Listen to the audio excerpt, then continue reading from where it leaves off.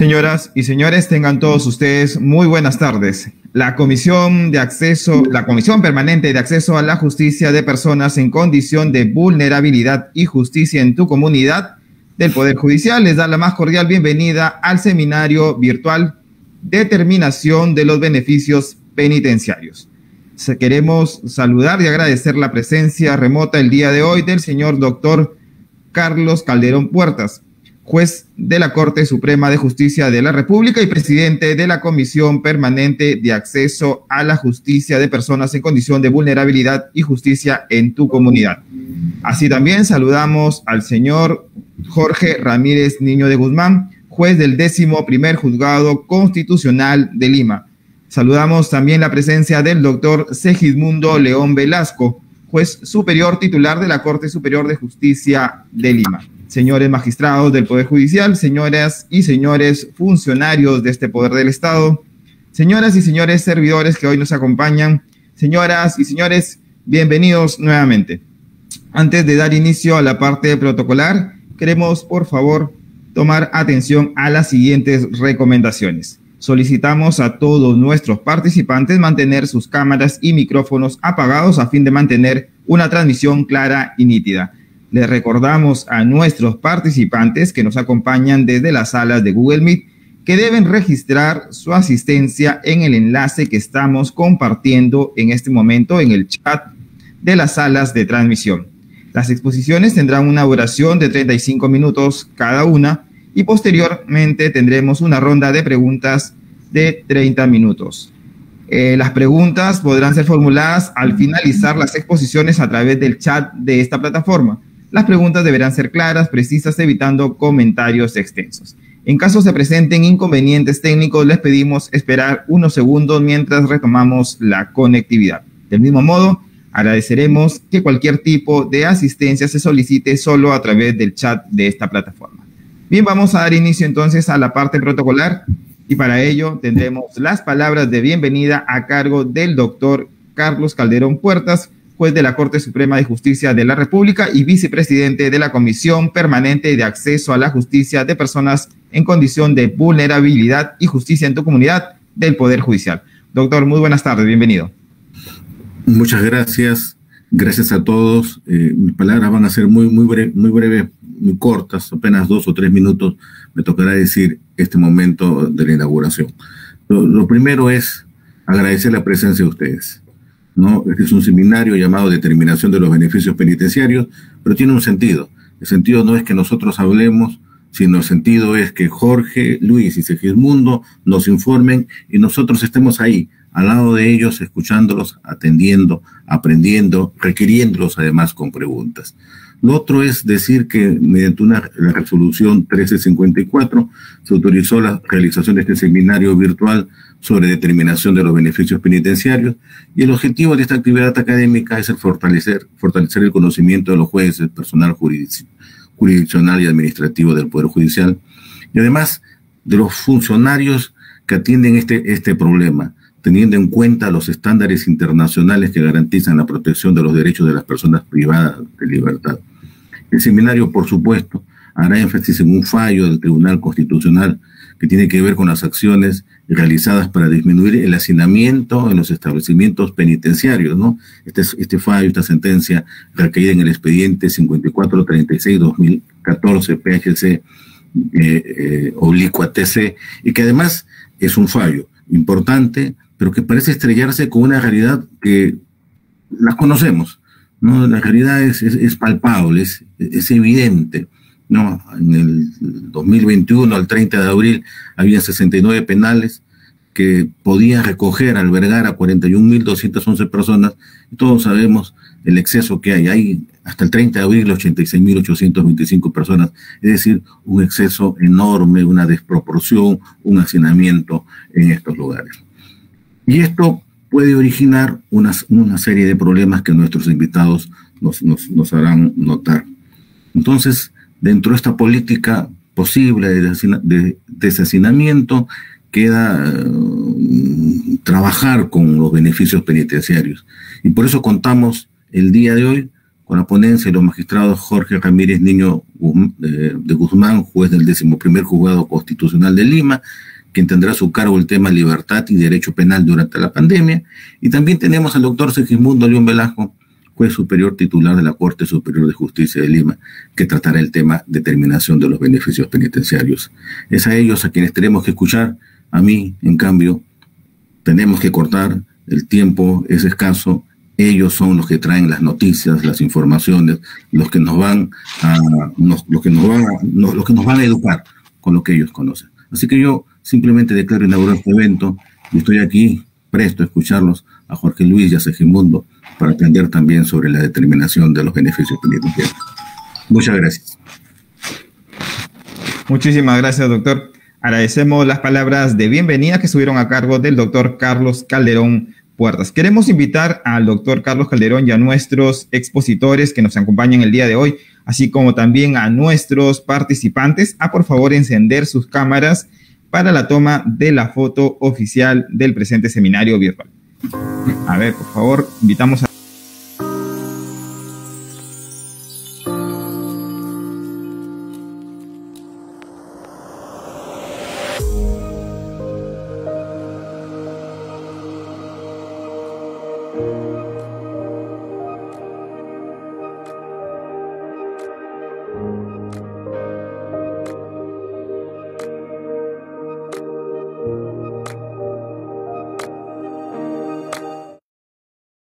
protocolar del presente seminario virtual Determinación de los Beneficios Penitenciarios. Y a continuación vamos a dar inicio entonces a nuestras exposiciones. Queremos ahora invitar al doctor Jorge Ramírez Niño de Guzmán, quien expondrá el día de hoy Libertad y Derecho Penal durante la pandemia. El doctor Jorge Ramírez Niño de Guzmán es juez del 11º Juzgado Constitucional de Lima, abogado por la Universidad Particular San Martín de Porres. Tiene estudios de maestría en la Universidad Inca Garcilaso de la Vega y ha sido docente de dicha universidad. También se ha desarrollado como juez del 2º Juzgado de Familia Transitorio de Lima en el segundo juzgado constitucional de Lima, en el segundo juzgado de paz letrado de Pueblo Libre y actualmente en el 11º juzgado constitucional de Lima. Bien, sin más preámbulo, entonces recibimos la exposición del doctor Jorge Luis Ramírez Niño de Guzmán, quien expondrá libertad y derecho penal durante la pandemia. Doctor, muy buenas tardes, bienvenido, le escuchamos. Muy buenas tardes. Bueno, en principio mi agradecimiento por la invitación a este seminario a la Comisión de Acceso a la Justicia de Personas en Condición de Vulnerabilidad y Justicia en tu Comunidad. Y saludo al doctor Carlos Calderón Puertas y al doctor Segismundo León. Y a todos los presentes a través de la virtualidad, un saludo y gracias por acompañarnos. Vamos a conversar un poco esta tarde acerca de los temas relativos a la libertad y al derecho penal durante la pandemia. Mi parte es básicamente un contexto general del derecho penal en situación de pandemia, y el doctor Segismundo, imagino yo, por su condición, hará una exposición un tanto más técnica del ámbito penal. Bien, dicho esto, vamos a señalar que el derecho y la libertad, el derecho penal y la libertad son extremos que aparentemente se oponen. Históricamente, académicamente, hemos aprendido que el derecho penal es la excepción ante la libertad, es la excepción en una situación de permisibilidad general, ¿no? Porque el hombre solo es sancionado cuando agrede los derechos de los demás o de la sociedad en general, ¿no? Pasemos a la siguiente, por favor.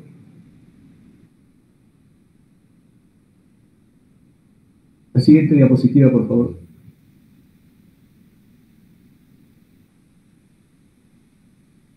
Bueno, quiero señalar en principio que la situación de las personas en una situación de emergencia se dan en tres situaciones básicas, ¿no? La ley, la Constitución y las leyes de todos los países en general, o casi todos, señalan que se suspenden algunos derechos cuando existe una situación de emergencia. ¿Cuáles son estas situaciones de emergencia? ¿No? Situaciones de guerra, se llaman situaciones de sitio, o situaciones de excepción de tipo político, o cuando, por ejemplo, se dan grandes tumultos sociales, o situaciones de terrorismo como los que hemos vivido y todavía quedan remanentes, en los que el Estado suspende algunos derechos fundamentales, ¿no?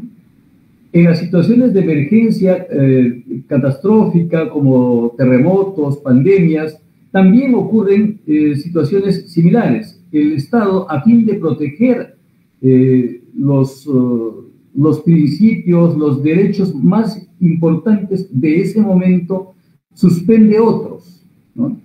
Y nos encontramos así con que, por ejemplo, en la situación de emergencia política se suspendían derechos a la libertad, derechos al tránsito, acuérdense ustedes del toque de queda, de algunas intervenciones que podía hacer el ejército en algunas zonas del país, etc. Mientras que en una situación de emergencia catastrófica como la pandemia, hemos tenido las llamadas cuarentenas, ¿no? Es decir, porque esto permite al Estado proteger precisamente un derecho de mayor importancia en ese momento, que en este caso vendría a ser el derecho a la salud, ¿no? Entonces, se suspende el derecho a la libertad de tránsito, ¿no? Y otros derechos, por supuesto. No pueden salir las personas, no pueden ejercer sus profesiones por esa misma condición, en muchos casos, yo como magistrado no pude asistir a mi despacho, se restringieron a situaciones de virtualidad, y actualmente todavía nos encontramos en una situación de emergencia. Ya no estamos en una cuarentena total, pero se suspenden estos derechos, ¿no es cierto? Esto de manera general, ¿no? De manera social a toda la población, ¿no es cierto? La siguiente diapositiva, por favor. Sin embargo, hay situaciones en las que se dan que las personas ya están restringidas en su libertad, ¿no? Ya hay una situación de privación de libertad. Y por otro lado, también se dan situaciones específicas de una mayor comisión de delitos, ¿no? Y esto tiene que ver con el derecho penal. Entonces, por ejemplo, cuando están restringidos en una convivencia total, se dan mayores situaciones de violencia sexual. Acordémonos o enterémonos, los que no conocen, que la mayor cantidad de violaciones sexuales, especialmente a menores, se dan dentro de los propios domicilios, dentro del propio entorno, incluso familiar, ¿no?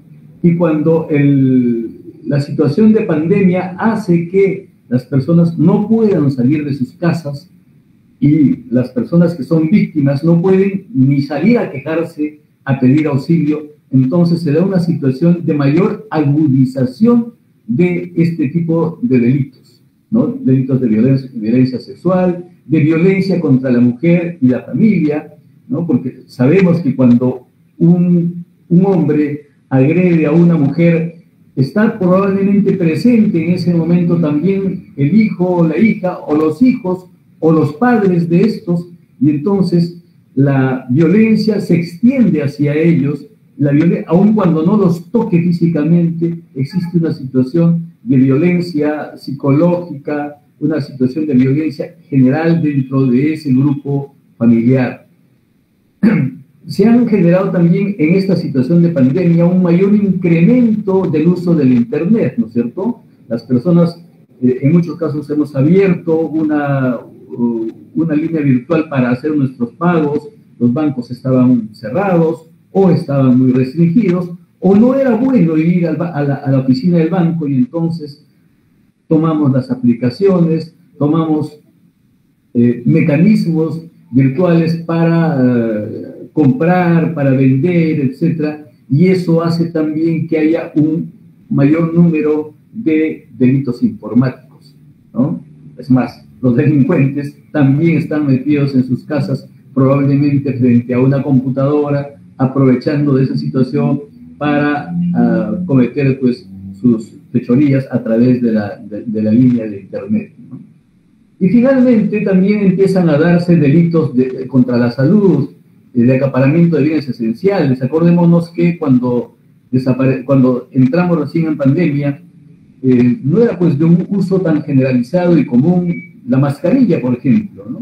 Y entonces cuando hemos empezado a buscar en las farmacias, en los comercios, las mascarillas, o eran inalcanzables por su precio, o sencillamente no existían en stock, ¿no?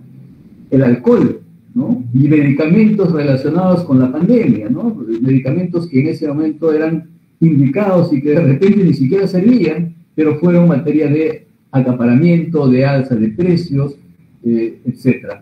Y por otro lado, también hemos, incluso hasta hace poco, ¿no? Negocio, entre comillas, de las camas UCI, ¿no? Personal de los hospitales o cercanos a los hospitales que decían que iban a colocarle a una persona pues en una situación de urgencia, de desesperación familiar, en una cama, en un hospital, en una cama UCI, cobrando por ello grandes sumas de dinero. Podría ser que el número de casos no sea significativo, pero hay una gran incidencia, una gran relevancia social, ¿no? Porque afecta a las personas en esa situación de manera más hiriente, digamos, ¿no? Entonces, estos son los delitos que aparecen en una situación de pandemia y que tiene relación con las situaciones de prisión, ¿no es cierto? ¿Cómo hacemos para compatibilizar este mayor incremento de delitos con los beneficios penitenciarios, por ejemplo? ¿Podríamos decir que porque hay muchos presos hay que soltar a todos?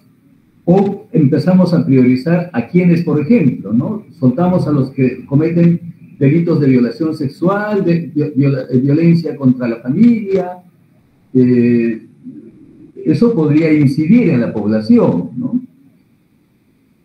O por otro lado, metemos a todo aquel que cometió este tipo de delitos a la cárcel, ¿no? Entonces, tiene que haber políticas penitenciarias, políticas criminales, de criminalística de parte de los operadores del derecho y de los funcionarios, del legislador inclusive, ¿no? Esos son elementos que hay que tener presente a la hora de tomar decisión, ¿no es cierto? Esto incluye en el razonamiento tanto jurídico del operador, o sea, del juez en este caso concreto, como también de las autoridades policiales y políticas inclusive.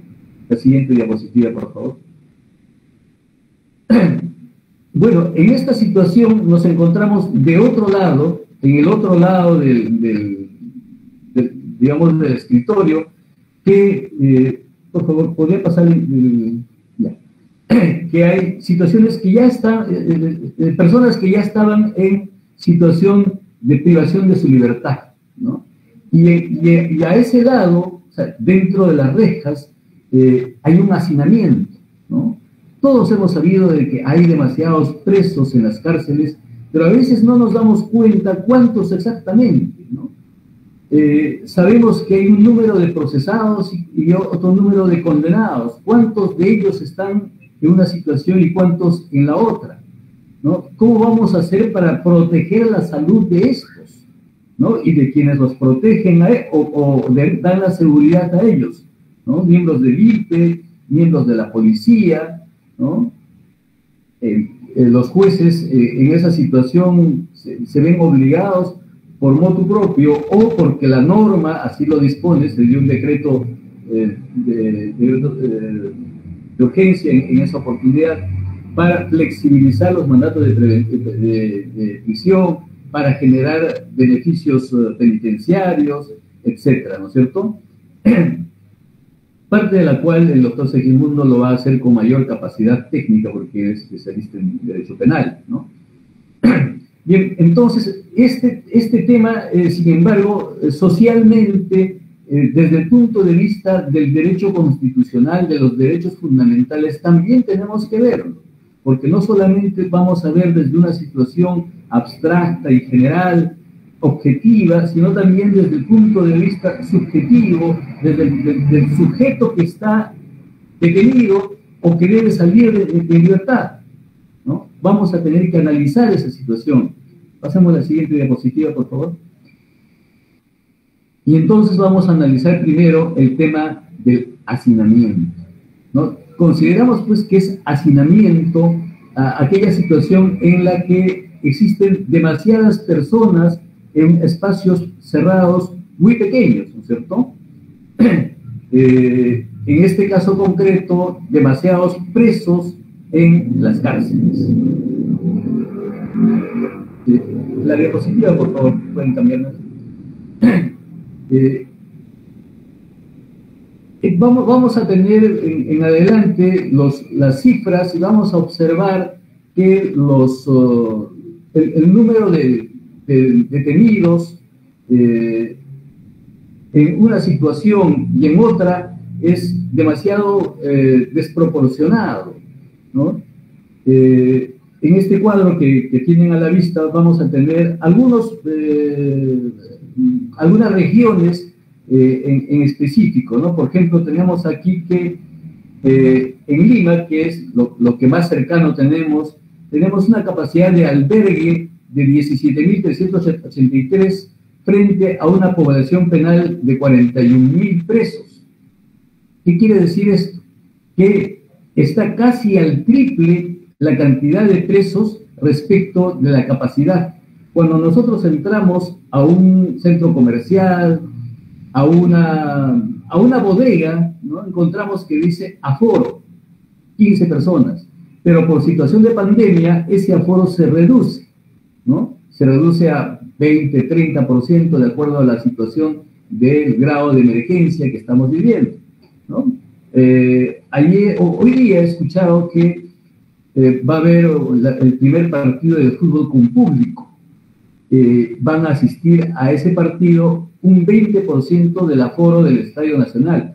Eso quiere decir que de los 40.000 espacios que existen en el Estadio Nacional van a estar ocupados solo 8.000.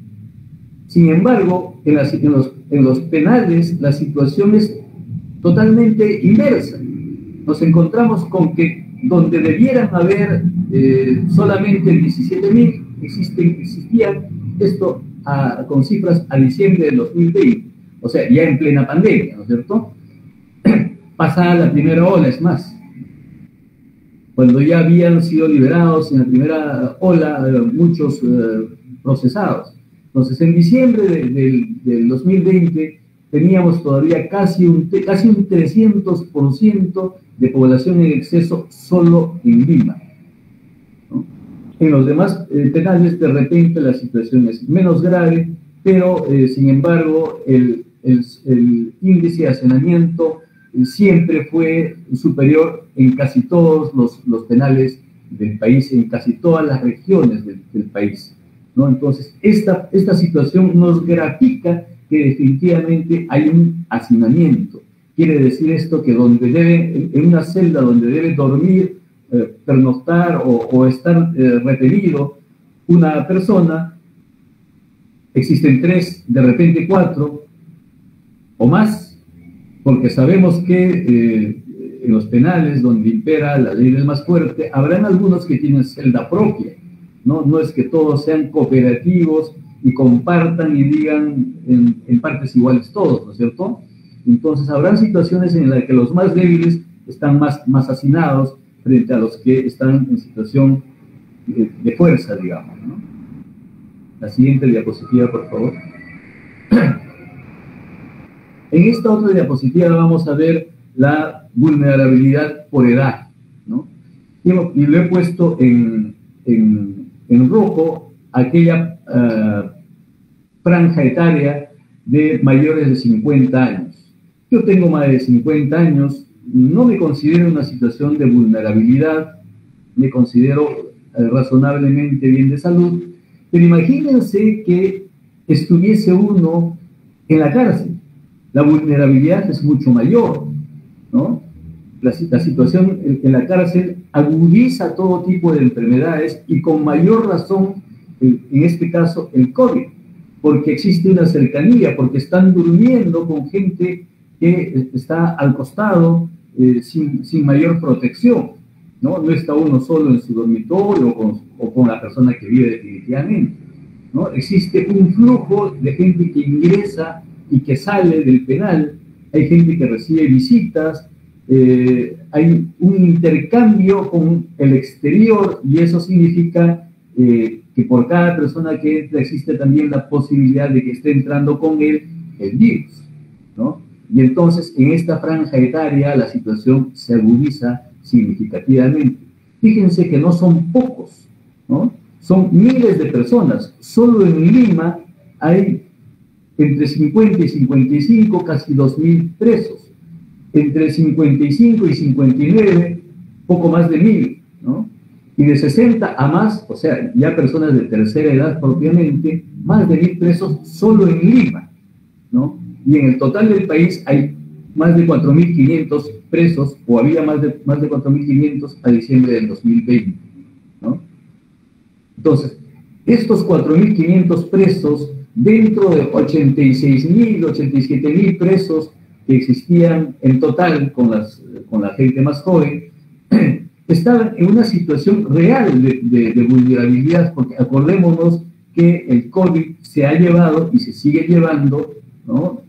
Quiero decir, sigue muriendo gente por esta condición, generalmente mayores de 50 años y en otros casos con situaciones de enfermedades que le generan mayor movilidad, ¿no? La siguiente diapositiva, por favor.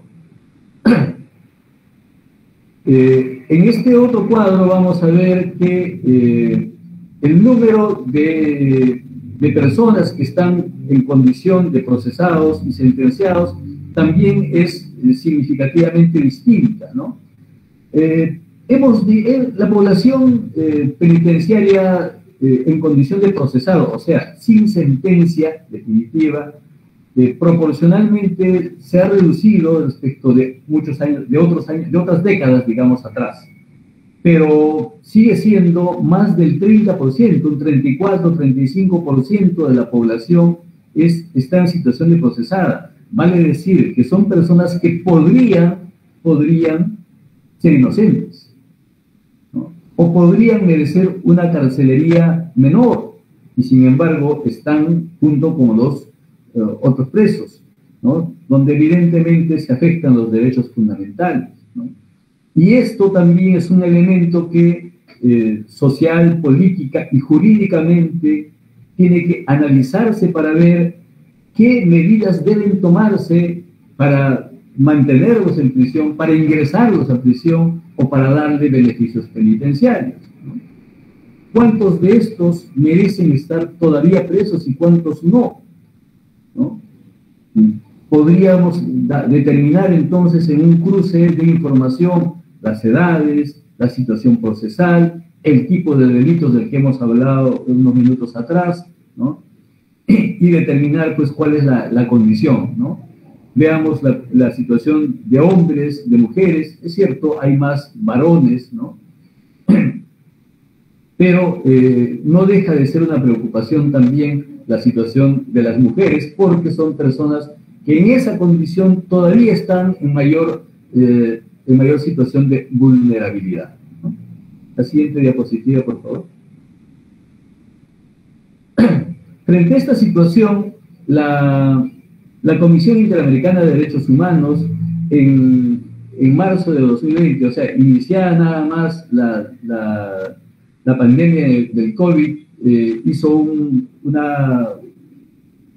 pronunciamiento, urgió, ¿no? A los Estados miembros que se preocupen, que tomen medidas específicas para ver la situación de vulnerabilidad de personas diabéticas, hipertensas, inmunosuprimidos, quiero decir, personas con SIDA, ¿no? Pacientes oncológicos, etcétera, que están presos, ¿no? O sea, además de lo que el Estado debe preocuparse por toda su sociedad, ¿no? Tiene que preocuparse por aquellos que están presos y que además dice, o sea, esto no ocurre solamente en el Perú, sino en casi toda América Latina, ¿no es cierto?, donde existen un 300% incluso, en cárceles de Brasil, por ejemplo, donde el hacinamiento es altísimo, ¿no? Hay muchos presos donde deben haber pocos, o donde debe haber un número razonable, ¿no? Porque un número razonable permite una mayor protección de su salud, un mejor tratamiento al preso, al procesado, un mejor tratamiento para su retorno a la sociedad, inclusive. Pero en una situación de vulnerabilidad habría que preocuparnos principalmente por la salubridad, la higiene y cómo solucionar o por lo menos mejorar esas situaciones de hacinamiento, especialmente de aquella población que además de estar preso tiene estas condiciones de mayor vulnerabilidad, reitero, por la edad, por las enfermedades que tienen, etcétera, ¿no? Pasemos a la siguiente, por favor.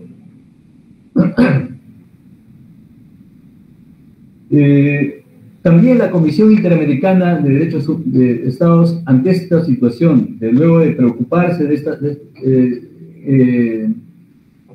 instó a los Estados miembros a que determinen situaciones que revalúen las causas cuando están en situación de prisión preventiva, y que den prioridad a las poblaciones de mayor riesgo, que tomen medidas alternativas como el arresto domiciliario, libertad condicional, la libertad anticipada, etcétera, figuras que más o menos son comunes, figuras jurídicas me refiero, de los procesados en los países de América Latina, ¿no?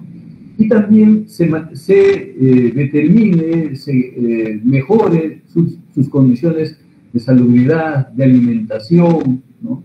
Porque estas personas en detención están pues generalmente sufriendo de enfermedades, de tuberculosis, además de las propias enfermedades que podrían tener diabéticos, hace un rato ya he dicho, inmunosuprimidos, etcétera, ¿no es cierto? Y finalmente también preocuparse por la seguridad y la situación de paz al interior de los penales, porque inmediatamente iniciadas las cuarentenas en América Latina, se dieron situaciones de violencia, ¿no? Se amotinaron muchos presos, empezaron a hacer reclamos porque no tenían visitas en algunos casos, porque empezaban a recibir menos alimentos, o porque de repente, pues por el cierre de los juzgados, estaban recibiendo una menor atención a sus procesos, ¿no? Entonces, o una menor relación con su familia que estaba en cuarentena, ¿no? Toda esa situación generó situaciones de conflicto y crisis en los penales, y el Estado tenía que garantizar una seguridad, orden en los penales, ¿no? Esto de manera macro significa también derechos fundamentales de las personas, ¿no? Porque en esas situaciones de violencia no solamente significan peligro, sino también significan una mayor situación de vulnerabilidad, ¿no? Los más débiles terminan siendo los que mueren, ¿no? La siguiente diapositiva, por favor. De otro lado, tengamos presente que a esto hemos llegado por alguna razón, por alguna circunstancia, ¿no? Ha ocurrido, pues, que nuestro Código Penal de 91, se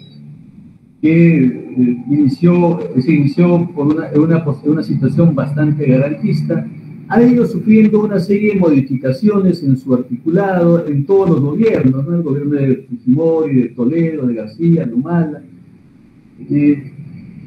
En todos ellos, lo que han hecho, sea el Congreso o el Ejecutivo por delegación de facultades, han ido agravando las penas, ¿no? Mayores penas por delitos específicos en general, ¿no? Especialmente delitos de violación sexual, por ejemplo, ¿no?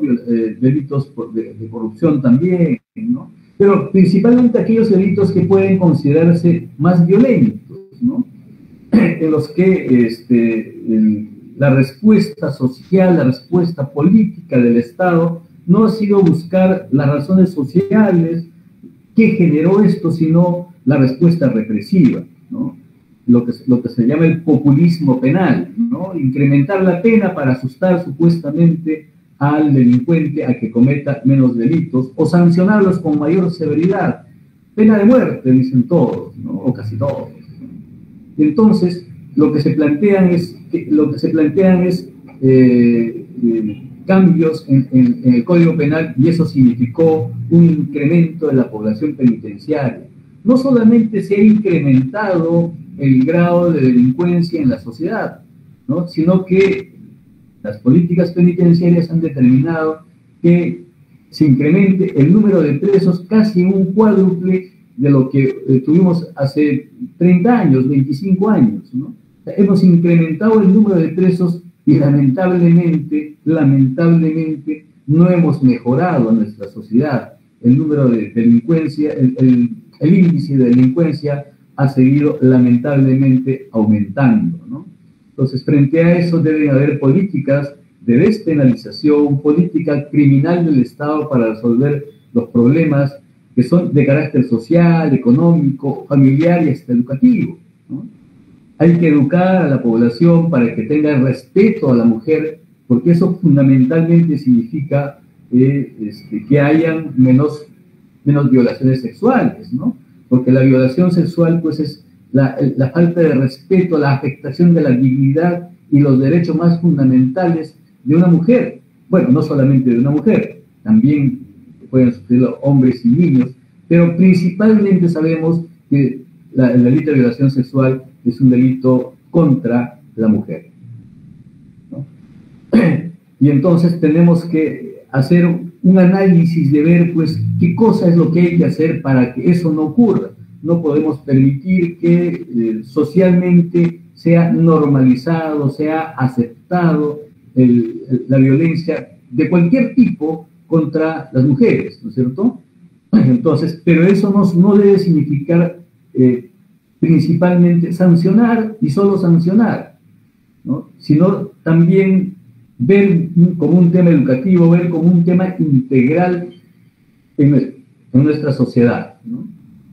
La siguiente diapositiva, por favor.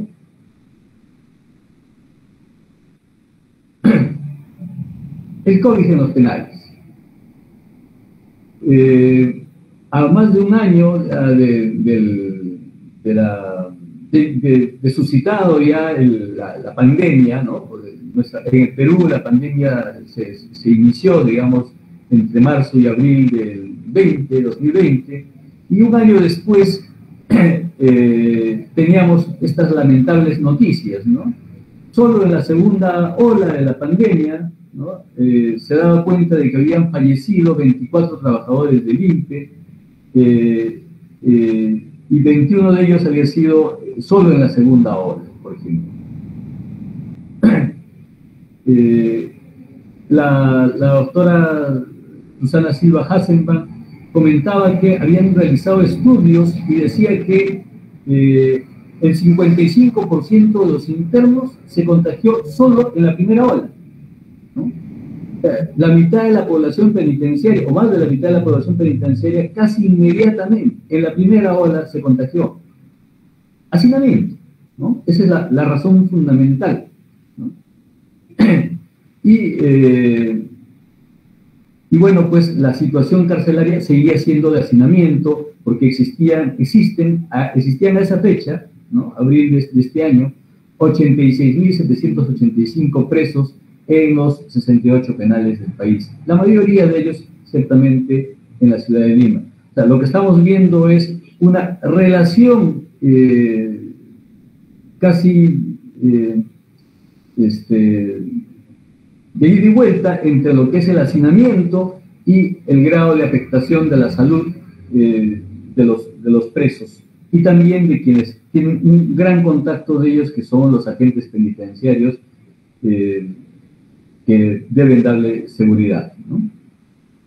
Pasamos a la siguiente diapositiva, por favor.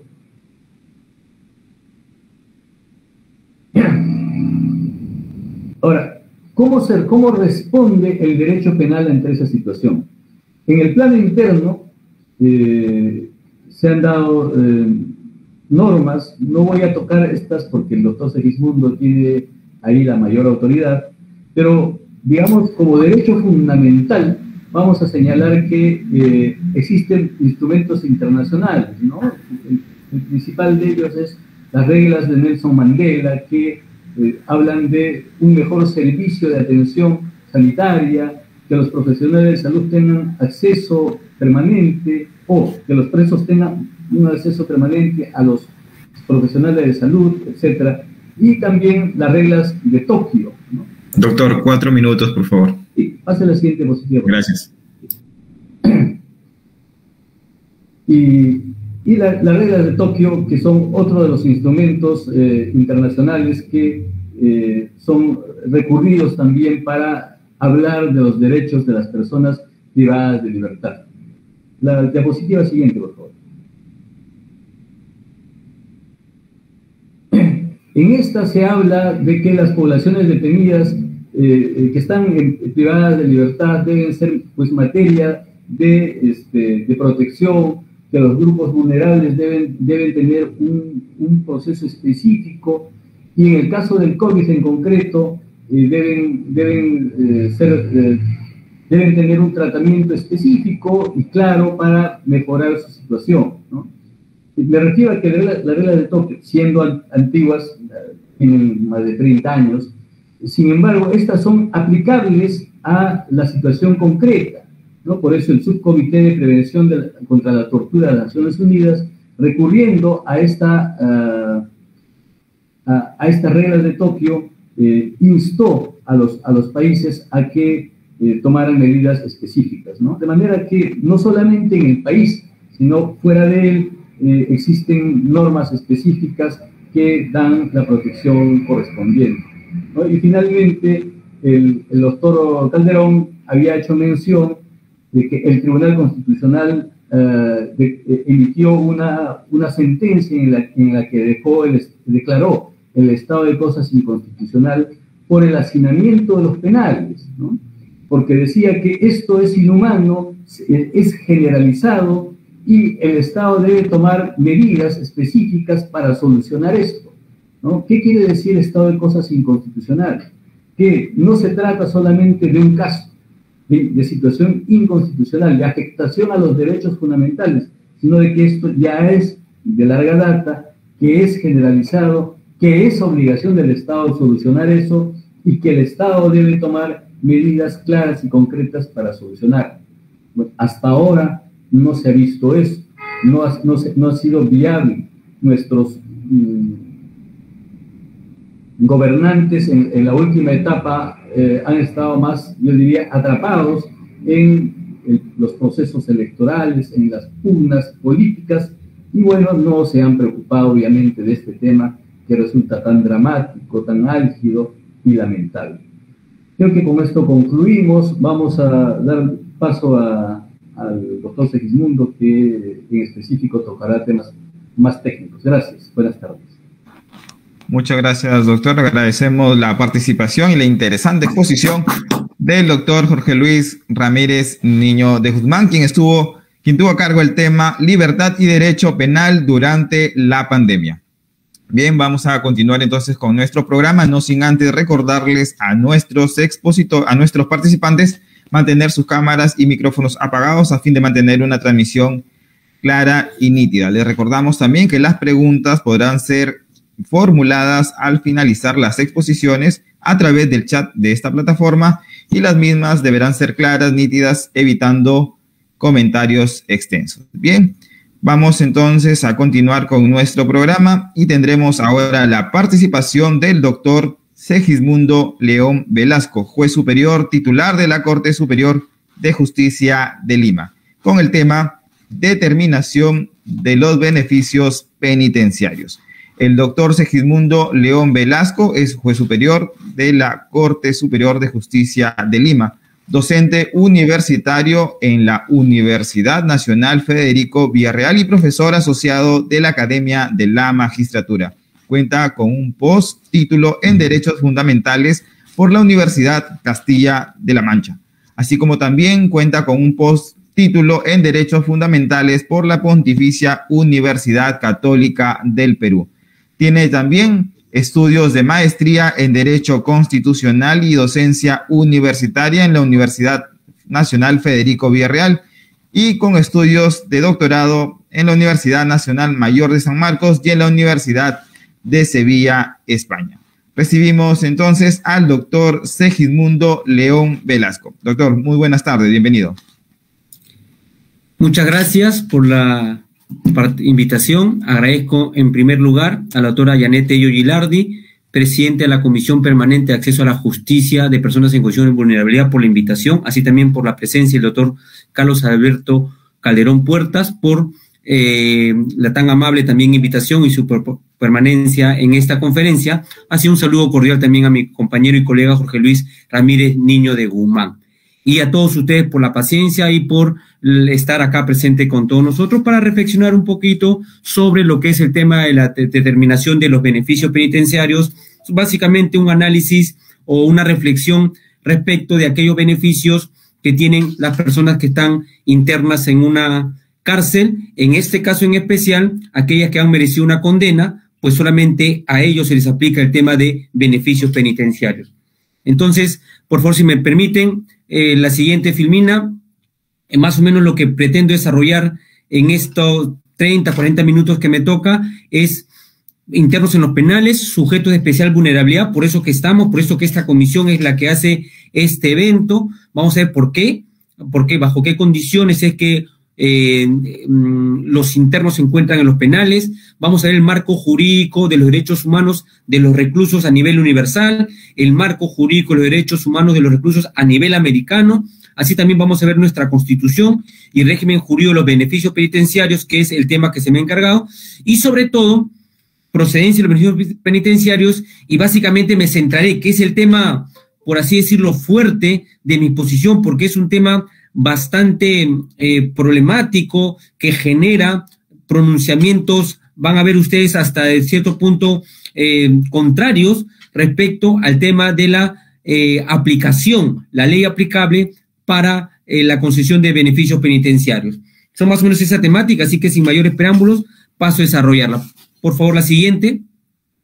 Miren, lo principal que tenemos que ver nosotros o tenemos que recordar es de que dentro del Plan Nacional de Acceso a la Justicia de Personas en Situación de Vulnerabilidad o Condición de Vulnerabilidad del Poder Judicial 2016 al 2021, que ya está terminando ciertamente, teniendo en referencia las reglas de Brasilia, aceptamos nosotros o consideramos que efectivamente las personas que están en un centro penitenciario son personas que se encuentran en una especial condición de vulnerabilidad. Entonces, el solo hecho de estar sujeto a una condena y estar sujeto o estar interno en un establecimiento penitenciario ya los hace sujetos de esta condición de vulnerabilidad. La siguiente, por favor. Y ello no podía ser de otra manera, porque ciertamente, por ejemplo, y ya lo dijo el doctor Jorge Luis, nos dijo efectivamente las estadísticas. Miren, en el INPE, las estadísticas nos decían del 97 al 2011, de 24.000 presos pasamos casi a 52.000 hasta el 2011. En estos casi 10 años que han pasado, hemos casi hemos duplicado, casi estamos llegando a los 100.000 internos. Entonces, evidentemente, eso nos va dando cuenta de un gran hacinamiento que generó ya la sentencia que les comentó del estado de cosas inconstitucionales, que también la voy a tener en referencia más adelante. Y por ello es de que los tratamientos, comprenderán ustedes, los tratamientos tanto de salud, tratamiento de recreaciones, tratamiento para la progresiva resocialización de los internos, se hace en estas condiciones muy dificultosos. Y no solamente para el personal de los internos, sino también para el personal INPE, porque se genera un tema, el síndrome del quemado, ¿no? La desensibilización debido al trato constante con estas personas que han cometido un delito y que ciertamente tienen los valores resquebrajados, por decir algo, ¿no es cierto? Yo recuerdo muy bien, si me permiten ustedes, un recuerdo de mis años mozos, cuando recién ingresé como juez, se presentó un habeas corpus de un interno que decía que su pierna estaba en peligro de ser amputada porque no le dan el tratamiento médico en el penal. Como juez constitucional, teníamos nosotros los jueces penales, ahora ya nos han quitado esta posibilidad de convertirnos en jueces constitucionales. Bueno, ciertamente todos tenemos que aplicar la Constitución siempre, pero nosotros teníamos el trámite de los habeas corpus, ¿no? Entonces me constituí con los efectivos policiales y llevé a un médico del Instituto de Medicina Legal. Pedí que me saquen al interno efectivamente. ¿Y qué había pasado? Esta persona estaba trabajando en una construcción en un segundo nivel y subiendo con su buggy, ¿no? A través de esas maderitas que hacen para subir con el buggy llevando material de construcción, y parece que a la mitad le venció el cuerpo y se cayó. Se cayó con tan mala suerte que, si bien es cierto, no se fracturó la pierna, se lesionó la pierna de la rodilla para abajo. Lo que sucedía es que cuando sacan al interno, pedí que lo traigan, se había producido una celulitis. La pierna la tenía completamente hinchada. Cuando posé mi dedo sobre su piel, se hundía, se hacía el hueco y el hueco no retornaba, se quedaba ahí. Era evidencia que había materia y que se estaba generando un peligro para la pierna de esta persona, a simple vista, mía, que era juez, imagínate que era abogado. Cuando conversamos con el médico del penal, nos decía, no, ese es un mañoso, quiere venir al tópico porque quiere que le den pastillas, y él está abandonado en La Pampa, y como está abandonado en La Pampa, él quiere venir acá para que lo tratemos en el tópico. Entonces, cuando converso con el médico legista que habíamos llevado, el médico legista dijo, no, efectivamente está muy lesionada su pierna, tenemos que sacarle ahorita radiografías y otros estudios médicos, porque por lo que yo veo, puede efectivamente perder la pierna. Inmediatamente yo, Nobel, me asusté, inmediatamente hablé con el director y los trasladamos al hospital Bravo Chico. En el Bravo Chico, yo llegando a emergencia con mi cinta, pensando que me iban a hacer caso, y no, haga su cola, señor, que esto, que lo otro. ¿Y hago dónde hago la cola para entrar? No, a caja, haga la cola a caja. ¿Cómo que caja, señor? Sí, haga la cola a caja. Fui a caja, en caja me decían, no, usted tiene que pagar por el servicio que vamos a dar. Pues yo soy juez, soy el Estado, ¿cómo el Estado va a sacar de un bolsillo para ponerlo al otro? Usted es hospital del Estado. No, señor, tiene que pagar. En eso que volteo, veo los policías, los policías también así silbando, mi secretario también silbando, y por ahí escucho una vocecita que dice gastos operativos, y ya con esos gastos operativos, pero tenía yo que sufragar los gastos porque teníamos que atender a esta persona. Lo atendieron efectivamente, regresamos ya muy tarde al penal, y sacamos fundado efectivamente el habeas corpus y que le tenían que dar una atención correspondiente a este interno. Entonces, lo que uno experimentaba en los primeros años de la judicatura, que efectivamente la realidad de las cárceles es un submundo, ¿no? Es algo realmente alucinante. No sé en qué círculo del infierno están, como lo decía Dante Alighieri en su Divina Comedia, ¿no? No sé si en el primero, en el quinto, en el séptimo, pero realmente es algo bastante preocupante. Muy bien, entonces pasamos, por favor, en estas circunstancias, dentro de este contexto que se da, es evidente, como le digo, lo que quería graficar es la especial vulnerabilidad que se encuentran estas personas, aquellas que están inmersas en un establecimiento penal. Por ello es de que a nivel mundial es que se han generado efectivamente, como también lo mencionaba el doctor Jorge Luis, se han desarrollado diversas normas para proteger a estas personas. Por ejemplo, solamente a guisa de ejemplo, tenemos las reglas mínimas para el tratamiento de los reclusos, Ginebra de 1955, tenemos el Pacto Internacional de Derechos Civiles y Políticos, tenemos la Convención Americana de Derechos Humanos, tenemos los principios básicos para el tratamiento de los reclusos de 1990, las reglas de Tokio y los diversos tratados sobre la tortura. Es tan recurrente el tema de tortura que se pueden presentar en los penales, de que todos los tratados sobre torturas generalmente tienen un capítulo especial para tratar a este tipo de personas, aquellas que están presas. Muy bien, gracias por la siguiente, por favor.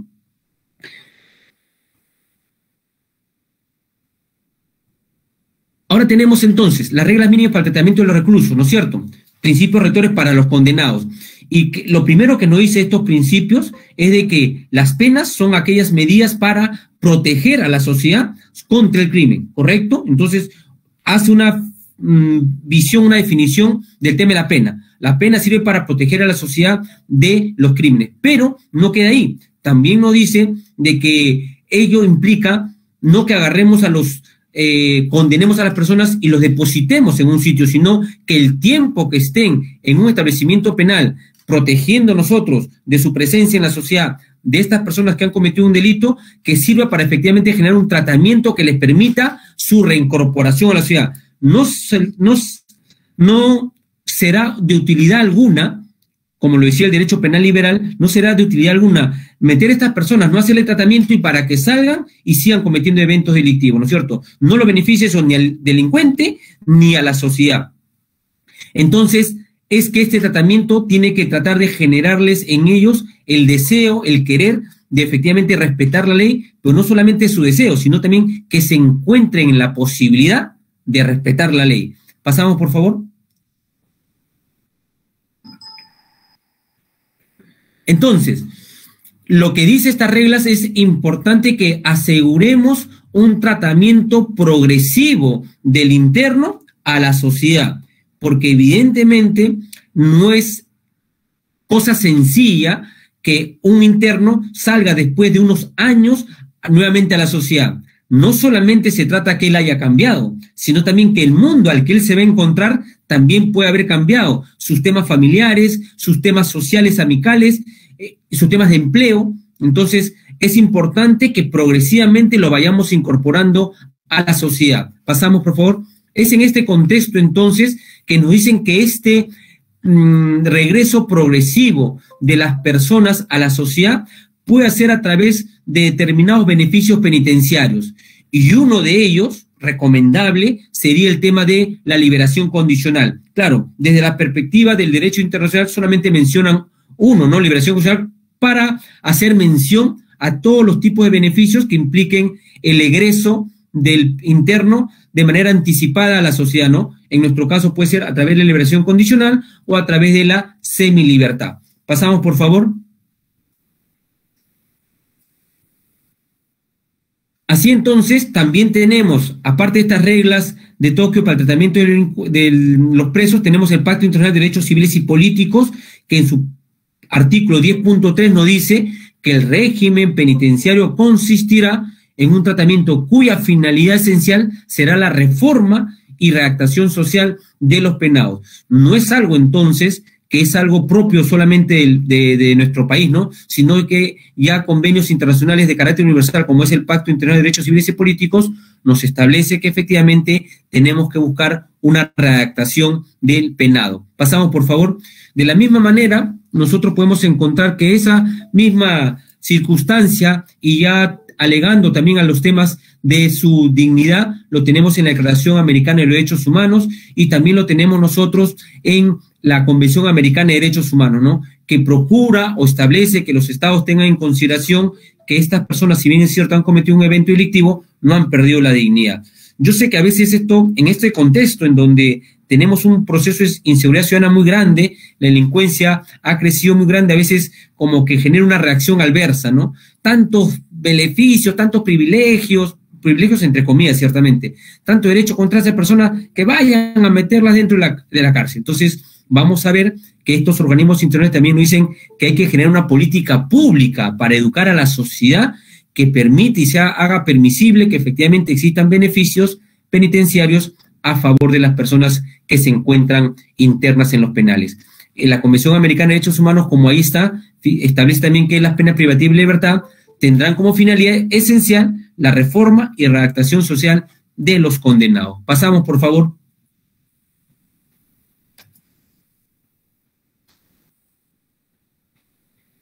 Igualmente, va en sintonía con todo lo que les voy mencionando en nuestra Constitución Política, en su artículo 139, inciso 22, ¿qué nos dice? Nos da como un principio básico y sustancial del tema de las penas, de que el régimen penitenciario, que se aplica cuando una persona ya ha sido condenada, el régimen penitenciario tiene por objeto la reeducación, rehabilitación y reincorporación del penado a la sociedad.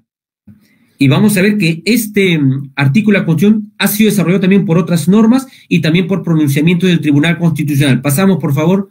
A este respecto tenemos, por ejemplo, que el Tribunal Constitucional, efectivamente, en guisa de lo ya establecido en este artículo, nos ha mencionado que efectivamente estos son principios rectores que deben regir todo tipo de tratamiento penitenciario y que en ese sentido estos principios deben tener en consideración tanto el legislador para establecimiento de las penas como por el Poder Ejecutivo para el cumplimiento de las penas. Pasamos, por favor.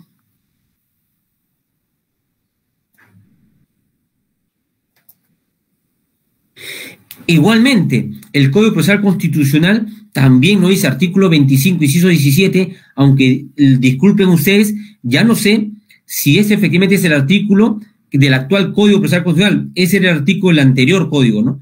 Ahora hay un nuevo que ciertamente han hecho modificaciones, pero le han querido llamar nuevo Código Procesal Constitucional y no sé si efectivamente la numeración concuerda con esto, así que le hago esa mención. El artículo 25, inciso 17 del antiguo Código Procesal Constitucional establecía que procede el habeas corpus cuando lo que se pretende es tutelar el derecho del detenido o recluso a no ser objeto de un tratamiento carente de razonabilidad y proporcionalidad respecto de la forma y condiciones en que cumple el mandato de detención o la pena. ¿Correcto? Eso es muy importante. Por ello es de que efectivamente ese es un mandato para que los tratamientos penitenciarios que se da dentro de las cárceles cumpla ciertos estándares que permita el fin constitucionalmente protegido, su readaptación social. Claro, estamos hablando de la norma. la realidad para los que no hayan ido alguna vez a un penal es completamente distinta. Pasamos, por favor.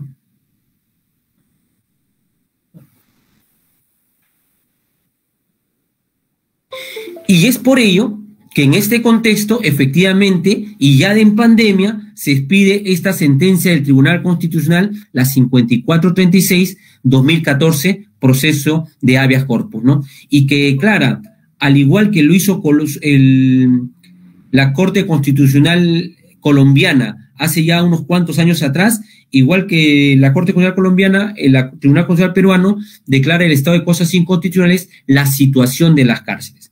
Miren, lo particular es de que esta habeas corpus fue presentada en el 2015 y ha sido resuelta en el momento álgido de la pandemia, el 2020. Creo que en abril, ahí me parece en junio, ¿no es cierto? En el momento pico del tema de la pandemia en las cárceles. No se sabía en aquella época qué estaba pasando dentro de las cárceles. Fui juez de la sala de emergencia y no sabíamos, se generaba un gran temor de lo que podría pasar en las cárceles. Se hablaba ya de que se iba a producir, si es que no se generaba excarcelaciones, se iba a producir un genocidio en las cárceles por los pocos conocimientos que teníamos de este virus y por las consecuencias que estaba trayendo el virus, ¿no? Hemos tenido audiencias en que con mis colegas hacíamos las apelaciones de los habeas corpus que se habían presentado de internos que querían salir precisamente por el tema del COVID, y el abogado nos decía, 3 casos han sido, para no mentirles, 3 casos en donde el abogado nos decía, me desisto de mi recurso de apelación, porque mi patrocinado ha fallecido hace 2 días, porque mi patrocinado ha fallecido hace una semana. Y comprenderán ustedes, no teníamos ninguna posibilidad de nosotros, sino solamente por los comunicados del INPE, saber qué es lo que estaba pasando en los penales. Entonces, bajo estas circunstancias, es que en junio del 2020, el Tribunal Constitucional resuelve un habeas corpus que se presentó en el 2015 y que lo había presentado un interno que estaba enfermo, que estaba delicado de salud y que no tenía cama donde dormir. Y el señor dormía en el suelo. Y es por eso que presentó esa demanda en resguardo de su integridad física, solicitando que se le procure atención médica, además de que porque él padecía enfermedades respiratorias y mejores condiciones carcelarias. Bajo este concepto es de que el Tribunal Constitucional expide esta resolución. Ya no solamente es el tema del señor, sino efectivamente evidenciamos que es un problema sistemático de todo el, valga la redundancia, sistema penitenciario. Siguiente, por favor. Es así que el Tribunal Constitucional necesariamente tenía que echar mano también de lo que nos decía la Constitución, que ya hemos dicho, que el fin del régimen penitenciario es la reincorporación del penado, ¿no? En estas condiciones es muy difícil que ese fin se cumpla. Y el Tribunal Constitucional dice, se reconoce el hacinamiento que padecen los establecimientos penitenciarios. Y dice, y claro, esto no es causado únicamente ni principalmente por la deficiente infraestructura y falta de presupuesto, porque ellos decían que siempre la excusa que siempre hay es falta de presupuesto. Claro, no deja de ser realidad, pero básicamente teniendo eso, ya prácticamente no se genera otros mecanismos imaginarios que permitan enfrentar de mejor manera este hacinamiento penitenciario, ¿no es cierto? Y dice el Tribunal Constitucional, la realidad de este hacinamiento es por diversas políticas públicas sobre aumento de penas y persecución penal, la fiesta punitiva a la que se hacía referencia el doctor Jorge Luis, ¿no es cierto? Y claro, esto llevó a Raúl Zaffaroni, por ejemplo, a decir que en América Latina no se hacen políticas criminales, sino se hacen criminales políticas, ¿no es cierto? ¿Por qué? Porque en América Latina, bueno, no me quiero extender, en el Perú, básicamente la política criminal que existe de hace muchos años y durante muchos gobiernos, ¿cuál es? Aumentar delitos y aumentar pena. Ellos consideran que con eso es que vamos a bajar las tasas de delincuencia. Creamos delitos y aumentamos las penas. Yo recuerdo también acá, permítanme otro paréntesis a partir de mi experiencia que me quedan marcadas como mi experiencia como magistrado. Recordarán ustedes, hubo un clásico hace muchos años atrás, creo que de repente estoy hablando de 10 años atrás, si mal no recuerdo, sí, por ahí, y en el Monumental, una señorita que recién se había graduado, me parece contadora, pero era era jovencita, graduada recién de la universidad, había ido a hacer sus compras al Jockey Plaza. Y saliendo de Jockey Plaza a la Javier Prado, toma una combi, esas grandes, Juster, y no se percata que dentro estaban los barristas de uno de los equipos que jugaba ese día. ¿Y qué habrá pasado dentro? Lo cierto es de que la chica cae de bruces del micro, de esta combi, de esta Juster, se golpea la cabeza y muere. Comprenderán ustedes que eso generó un terrible escándalo, efectivamente es muy penosa esa situación, y se generó pues todo, titulares, y generaron comisiones, ¿en dónde? En el Congreso de la República.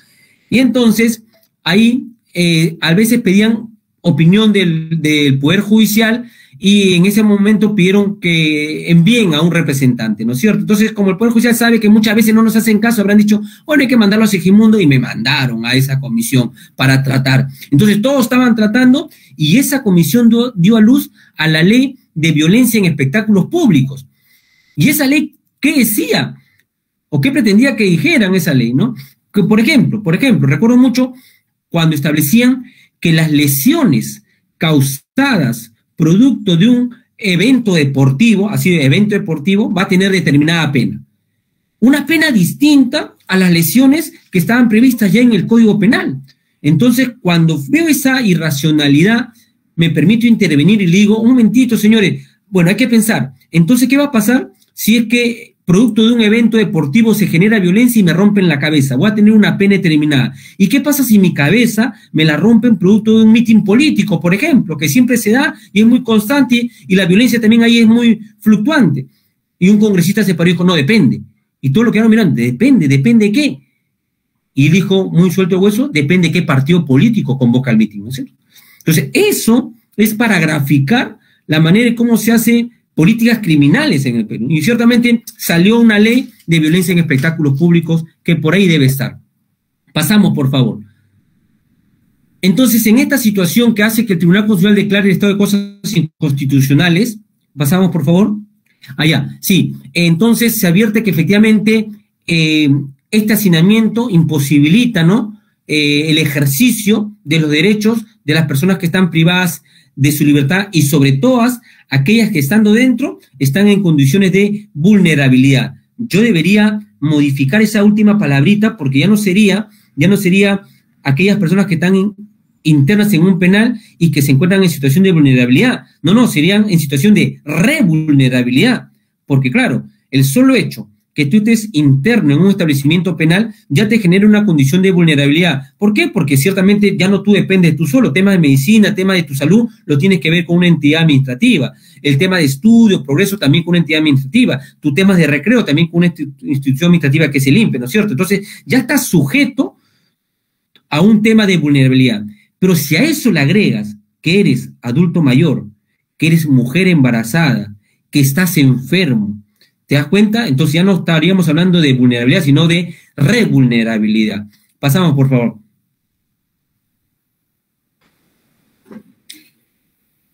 ¿Y qué es lo que nos dice el Tribunal Constitucional? Nos dice, muy bien, frente a estas circunstancias, Ejecutivo, Legislativo, te damos el plazo de 5 años. 5 años para que cambies todas estas circunstancias. 5 años para que cambie todas estas circunstancias, porque si no, vamos a ver después de acá 5 años, si no se ha mejorado, podemos cerrar algunos penales. Vamos a cerrar los penales que están con demasiado hacinamiento. Y la pregunta es, ¿a dónde los vamos a trasladar? Vamos a trasladar los penales que no tienen mucho hacinamiento. ¿Para qué? Para convertirlos en hacinados. Entonces, una gran tarea. Bueno, ciertamente, mejor es que haya eso y que como política pública hay una sentencia del Tribunal Constitucional que obligue a que en estos 5 años los gobernantes, los que están en el Ministerio de Justicia, vayan preocupándose de ver la manera en cómo generamos un cambio en este tema de hacinamiento. Y que ciertamente, bajo las políticas que estamos viendo, no vamos a ver todavía, o no vemos todavía, la luz al final del túnel. Pasamos, por favor. Entonces, rápidamente, frente a esta coyuntura, frente a estas circunstancias, tenemos efectivamente diversos beneficios penitenciarios que están previstos en el texto único ordenado del Código de Ejecución Penal. ¿Y cuándo se ha dado este texto único ordenado? Debido a las diversas modificaciones, ¿no? Estoy muy seguro que así como el Código Penal, el Código de Ejecución Penal es otro de los códigos más parchados que tenemos, con más modificaciones que tenemos. Ya saben ustedes por el tema de criminales políticas que se hacen acá, ¿no es cierto? Entonces, recién en el febrero del 2021, hace unos cuantos meses atrás, se pidió un texto único ordenado del Código de Ejecución Penal. Quiero que tomen atención a la fecha, febrero del 21, febrero del 21. Y este código establece como beneficios penitenciarios permiso de salida, redención de la pena por la educación y el trabajo, la semilibertad, la liberación condicional y la visita íntima, ¿no es cierto? Rápidamente vamos a hacer nomás una secuencia para los que no están inmiscuidos en este tema, lo tengan como referencia. Pasamos, por favor. El permiso de salida está previsto en el Código de Ejecución Penal y se da para determinadas cosas, ¿no? Enfermedad grave o muerte del cónyuge, concubino, padres, hijos o hermanos del interno, ¿cierto? Realizar gestiones de carácter impostergables y de manera personal. O también cuando han nacido o se ha generado, es padre, alguno de los internos, o madre, alguna de los internos. Bueno, la madre tiene que haber salido para dar a luz porque en los penales me parece que no están dando este servicio de dar a luz. Pasamos, por favor. Entonces, permiso de salida hasta las 72 horas, y eso, ¿quién lo concede? Lo concede el director del penal donde se encuentra la persona interna. Después tenemos otro beneficio importante que es la redención de la pena por el trabajo y el estudio. Y miren ustedes, ahí hay varios regímenes. Se hace 2 por 1, o sea, 2 días de trabajo, redimo un día de pena para las personas que están en el régimen cerrado ordinario de mínima y mediana seguridad. Nuevamente, disculpen ustedes, para los que no están imbuidos en el tema, el régimen penitenciario, 2 regímenes, ordinario y especial. En el especial van aquellos que están condenados por delitos mucho más graves, que tienen mayor dificultad para readaptarse, y en el ordinario los de menos agresividad, ¿no es cierto? Entonces, en los que están en el régimen ordinario, mínima y mediana seguridad, 2 por 1. Cada uno de ellos, régimen especial y régimen cerrado, tiene 3 niveles, ¿correcto? Se da 4 por 1, 4 días de estudio o 4 días de trabajo y redimo un día de pena cuando me encuentro en el régimen cerrado ordinario, pero en la máxima seguridad, ¿ya? Si estoy en el régimen cerrado especial, en la mínima, que se llama etapa C, es 5 por 1. Si estoy en el mediano, es 6 por 1, y si estoy en el máximo, ya tú eres un cabecilla, líder de una organización criminal, estás seguro 7 por 1. Vas a redimir 7 días por un día, 7 días de estudio trabajo por un día de pena. Ya, de repente acá voy a cometer un lapsus porque dije, eres cabecilla, pero hay circunstancias en que no tienes beneficio, este tipo de beneficios, ¿ok? Vamos a ver, pasamos por favor. Tenemos entonces que no procede esta redención por estudio o trabajo en delitos vinculados con el crimen organizado, ¿ok? Delitos previstos en los artículos 153 y todos los que figuran acá ahí. Todos los que están ahí, esos artículos se refieren al delito de trata de personas, que de repente algunos recién han escuchado, es el delito más complejo que existe en nuestro ordenamiento jurídico. El 153 que se incorporó en el 2000, si mal no recuerdo, 2007 o 2008, a nuestro Código Penal, el delito de trata de personas, preveía, en un mismo artículo, preveía aproximadamente 1.500 conductas que podrían estar dentro de la trata de personas. Y nadie se percataba de eso. Habrían delito por lo previsto en el artículo 153. Y la pregunta era, ¿en cuál de los casos del 153? Porque el 153, por ejemplo, me estoy saliendo del tema, pero ya que lo toqué, discúlpeme rapidito nomás, el 153 te decía algo así como que el que financia, facilita, promueve o favorece, ¿qué financia? ¿Qué facilita? Ya, la captación, el traslado, el transporte, la tenencia y más cosas más. Ya, facilita la captación y traslado. ¿Pero cómo? Con violencia, amenaza, engaño, chantaje, aprovechando una condición de vulnerabilidad.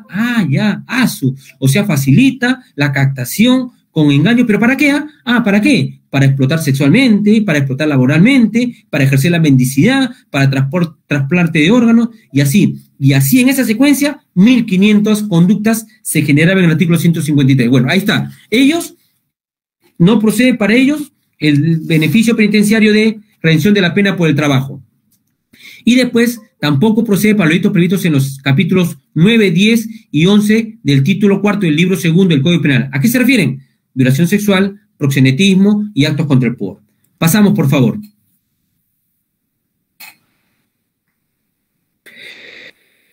Plazos especiales. Así que tenemos un régimen especial, que ya te lo mencioné, para qué casos no proceden, pero también hay otros casos especiales donde sí proceden, pero de manera más rigurosa.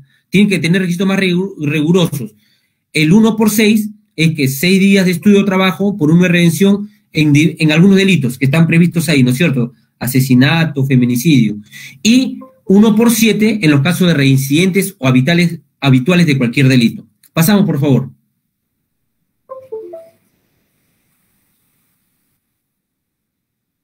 La redención por el trabajo y el estudio no son acumulables si se hacen de manera simultánea, pero sí pueden ser acumulables con los días efectivos de prisión para poder egresar por pena cumplida o por algún tipo de beneficio penitenciario. Como vamos a ver, ¿a qué me estoy refiriendo? Si el beneficio penitenciario, por ejemplo, es semilibertad, te dice que hayas cumplido la mitad de la pena, ¿no es cierto? Estoy por dando un número nomás, que hayas cumplido la mitad de la pena, entonces tú puedes sumar tu tiempo efectivo más el tiempo que has redimido, sea por estudio o sea por el trabajo. A eso es lo que se refiere. Pasamos, por favor.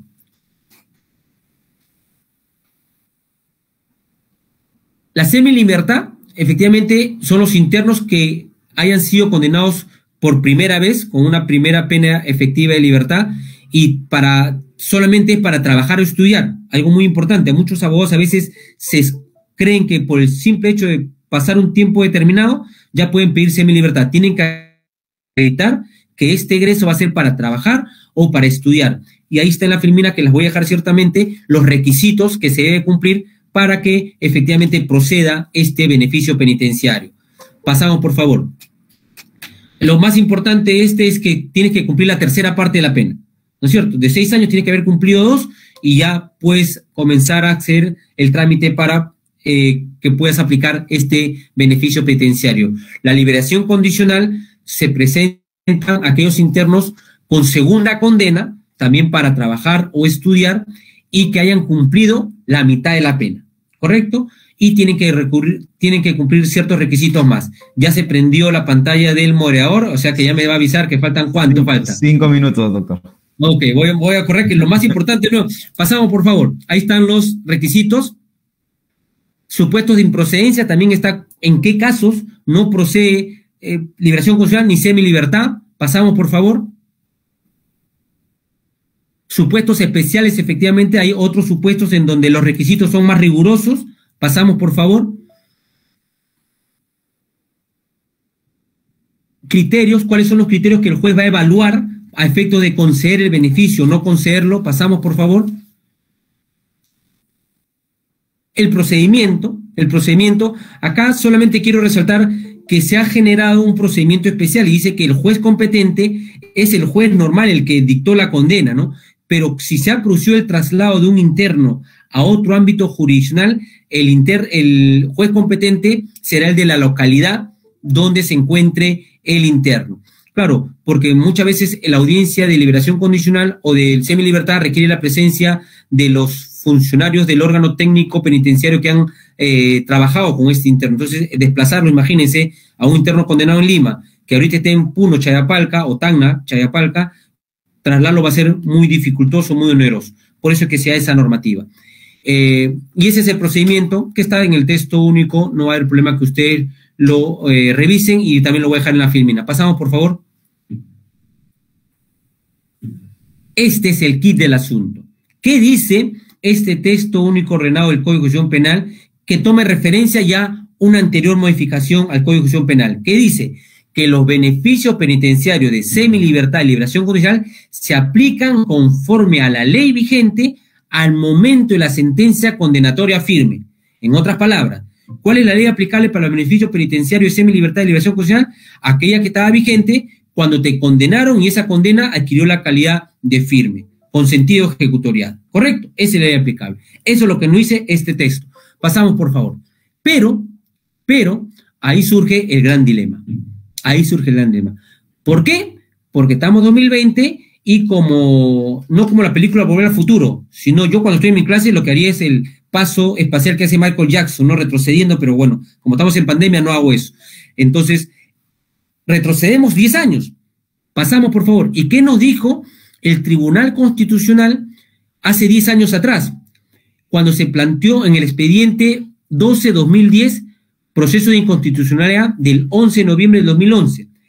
Esta fue una demanda de inconstitucionalidad contra una ley que a grosso modo decía que no proceden los beneficios penitenciarios por las personas que hayan cometido delitos de violación sexual contra menores de edad. Eso decía la ley y contra eso se presentó demanda de inconstitucionalidad. Pasamos, por favor. ¿Qué es lo que nos dijo el Tribunal Constitucional? Dijo algo así que efectivamente los beneficios penitenciarios son medidas que se adopta por el Ejecutivo a efecto de lograr la resocialización del imputado, del condenado. Pasamos, por favor. Pero acá lo que quiero llegar, pasamos, por favor, porque acá lo que quiero llegar es algo sustancial. Lo que dice el tribunal, pasamos, lo que dice el Tribunal Constitucional es de que los beneficios penitenciarios no son derechos. No son derechos. Si bien cierto, son mecanismos que posibilitan la reincorporación, la resocialización del penado a la sociedad, que es un principio constitucional, no significa que ellos los conviertan en derechos constitucionales de los internos. Pasamos, por favor. Sin embargo, ahí como dice, sin embargo, su concreta previsión no viene impuesta por norma constitucional alguna. El que haya o no haya beneficio, el que haya semilibertad o no haya semilibertad, el que haya liberación condicional, no está prevista en la Constitución. La Constitución no te impone un determinado beneficio penitenciario, porque además dice, si no tenemos la liberación condicional o la semilibertad, tienes otros beneficios, redención, visita íntima y otros beneficios penitenciarios. Pasamos, por favor. Lo que quiero decir que en esta sentencia el tribunal nos dijo ciertamente de que no son derechos. Y pues ello dice que por lo tanto no es constitucionalmente obligatorio que se normen beneficios penitenciarios determinados para todos los delitos. El legislativo puede generar beneficios penitenciarios según la gravedad de la pena. En ese sentido, no es inconstitucional, dijo el Tribunal Constitucional, no es inconstitucional que no haya beneficios penitenciarios para personas condenadas por violación sexual de menor edad. Pasamos, por favor. Y entonces, ya me faltan poco a poco 50 láminas, un ratito, por favor. Entonces, en este expediente, el Tribunal Constitucional ya había resuelto lo que le habían demandado, pero dice, es importante que reitere, dice, como un adicional, ¿no? Es importante reiterar, y es oportuno en este contexto reiterar, que en relación a los beneficios penitenciarios, la norma aplicable será aquella que está vigente al momento que se presenta la solicitud. ¿Correcto? Pasamos, por favor. Entonces, efectivamente dice, ¿no? Porque acá no hay tema de aplicación retroactiva, porque no estamos en el derecho penal sustantivo. El derecho penal sustantivo tiene efectivamente este principio de retroactividad benigna y de no ultraactividad, porque para que el ciudadano vaya sabiendo qué norma existe y de esa manera modelar su conducta, ¿no es cierto? Si yo sé que cometo este delito hoy día, es que el Código Penal establece una pena. Pero eso nada tiene que ver ese Tribunal Constitucional con el tema del grado de readaptación social que puede tener un interno al momento de querer salir del penal. Eso, la única manera de poder saberlo será el momento que presente su solicitud de beneficio penitenciario. Por ello es que decimos nosotros, y nos reiteramos, dice el Tribunal Constitucional, que la ley aplicable para los beneficios penitenciarios es aquella que está vigente al momento que se presenta la solicitud. Pasamos, por favor. Es entonces, bajo esa perspectiva, pasamos, por favor, que nos dice el Tribunal Constitucional, pasamos, que va a ser, dice, ya no va a ser entonces, no tengo en cuenta, dice, no es posible que el beneficio penitenciario, la norma aplicable, sea aquella, ni que cuando se cometió el delito, ¿cómo voy a estar pensando, no? Cuando cometí el delito, voy a estar pensando qué beneficio penitenciario voy a tener. No, esa no es la ley aplicable. Tampoco es la ley aplicable cuando te condenen y adquieren la sentencia firme, porque ahí tampoco estás pensando cuál es el tratamiento y la readaptación social que tendré dentro de muros. No. Entonces, nos dice ahí muy claramente el Tribunal Constitucional que la única ley aplicable será aquella que está vigente al momento de presentar la solicitud. Pasamos, por favor. Pero, como el mundo del derecho no es perfecto y no es uniforme, pasamos, por favor, es de que frente a esta resolución, frente a esta sentencia del Tribunal Constitucional, es de que nos dice ahí, ¿no? El único momento de conocer el grado de redactación del condenado es al momento de presentar la solicitud del beneficio. Pasamos, por favor.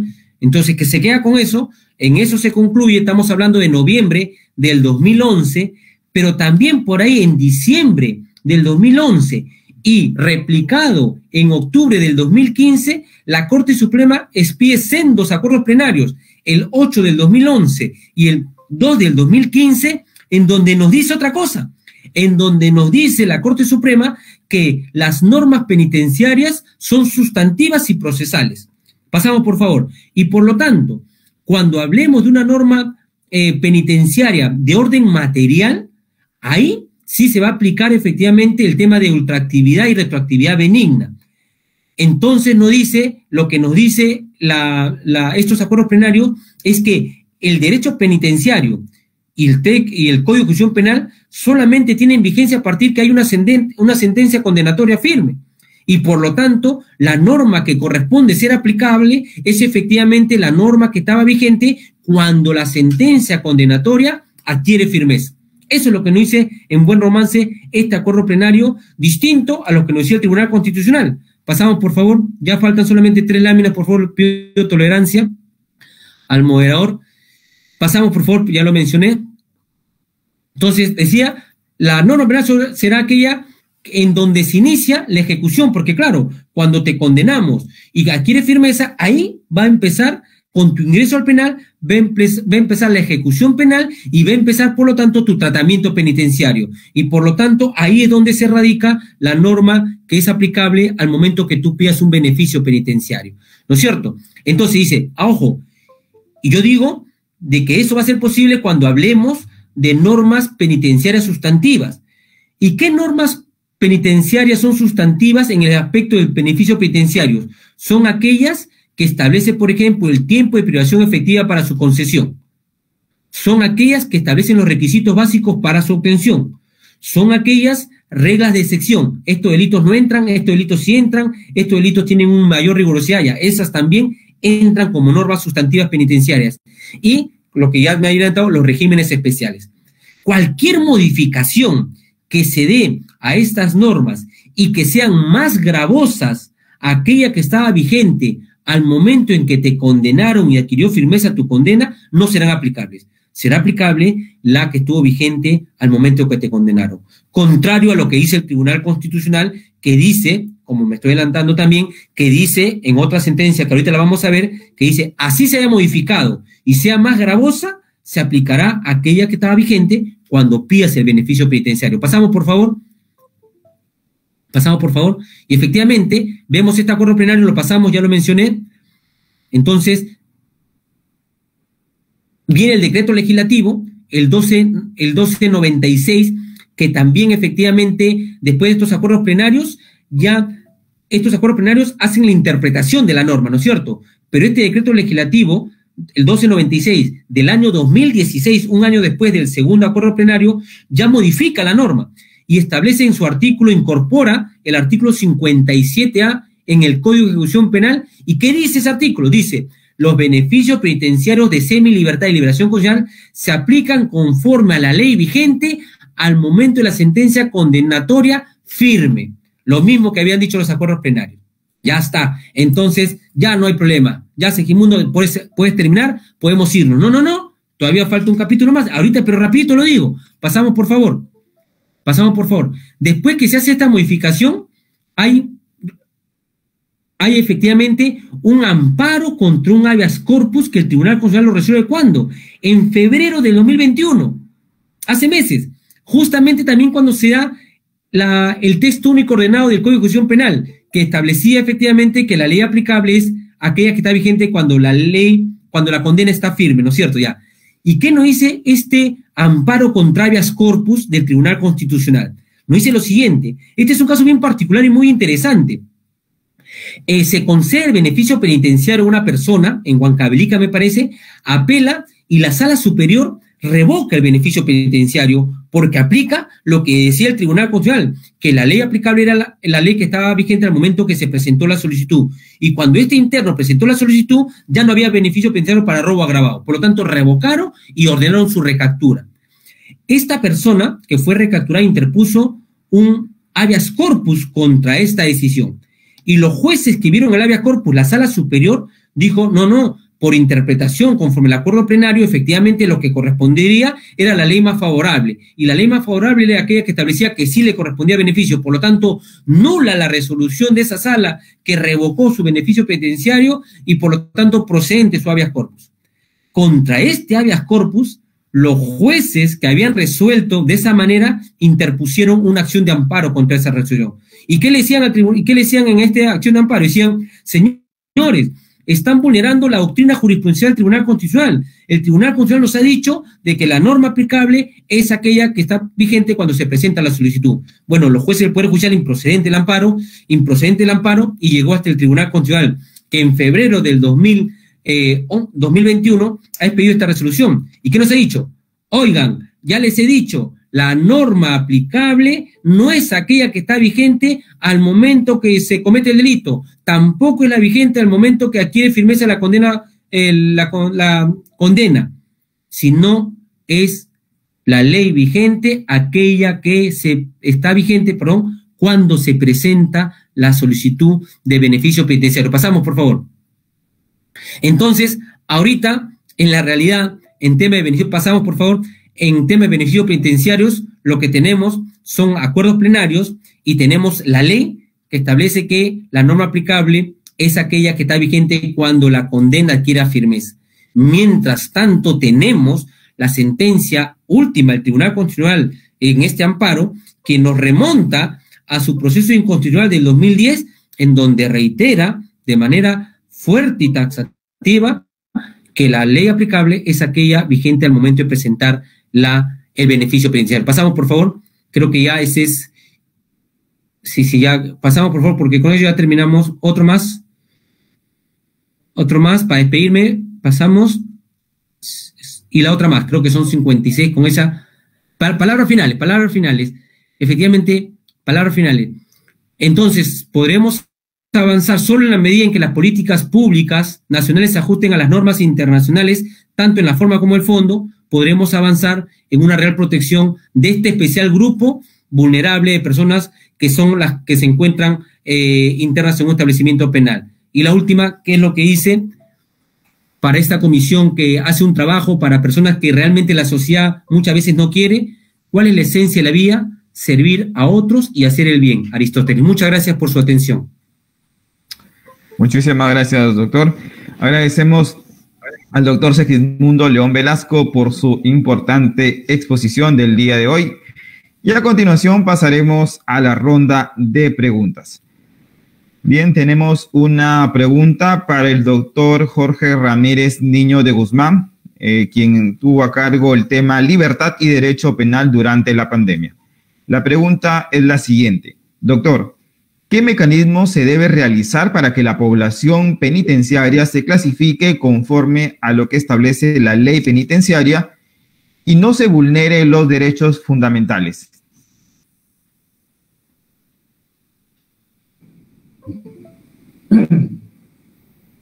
Bueno, los criterios tendrían que ser de carácter bajo un análisis de las políticas criminales, más que del Código Penal, no tanto por el tipo del delito o por la relevancia pública que el delito signifique, como está ocurriendo hasta ahora, sino en razón a la verdadera peligrosidad del procesado, a las posibilidades de su rehabilitación, al estado de salud, etcétera, ¿no? Para poder dividir dentro de los penales, porque lo que se sabe ahora es que ingresan en los penales más difíciles, ingresan y no se sabe qué es lo que pasa adentro, ¿no? Se han hecho censos, para hacer un censo es porque no se sabe lo que hay adentro, ¿no? Muchas gracias, doctor, por su respuesta. Ahora tenemos una pregunta para el doctor Segismundo León Velasco. Doctor, ¿cómo y quién debe asegurar el cumplimiento del tratamiento progresivo, la readaptación social y la reincorporación del penado a la sociedad? ¿Qué medidas se plantea para enfrentar el déficit de personal y gran hacinamiento que tienen nuestros penales? Bien, a ver, comenzando por esta última parte, ¿no? Mientras haya hacinamiento, como bien lo decía el doctor Jorge Luis, va a ser muy difícil a generar un buen trabajo de redactación, ¿no? Entonces, efectivamente, tenemos que buscar las maneras de generar menos políticas públicas, de ver, como bien dice también el doctor,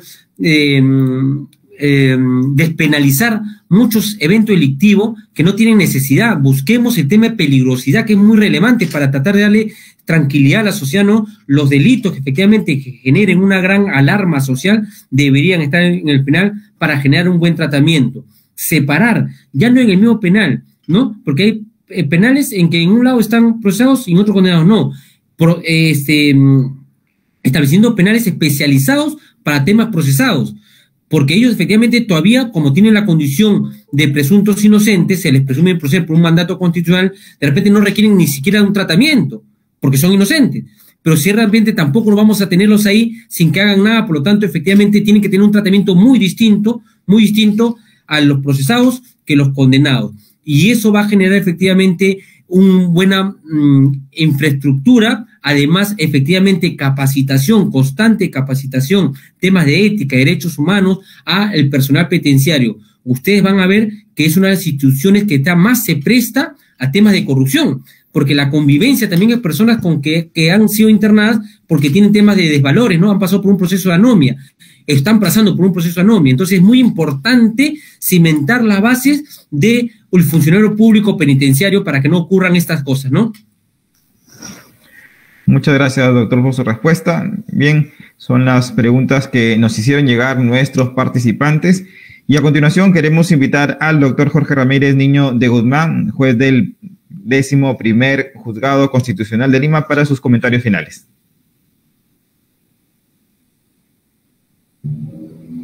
Bueno, reiterando los agradecimientos a la Comisión de Acceso a la Justicia de las personas en situación de vulnerabilidad,